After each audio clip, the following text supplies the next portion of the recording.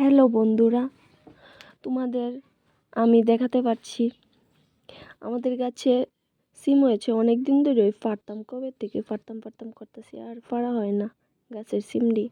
আজকে পারতাছি। দেখো গাছটা অনেকটা বড়ই হয়েছে। আমার খুব খুশি লাগে যে সময় একটা নিজের গাছের ভিতরে জিনিসটা ধরে, মনে করো গাছের জিনিসটা পারি। তারপরে এইদিকে কয়টা ডাটার বিচি ফালাইছিলাম, বিচিডিও হয়েছে। তারপরে এইদিকে 2টা পেঁয়াজ গাছ ও লাগাইছি, মরিচ গাছও লাগাইছি, এইটিও হয়েছে।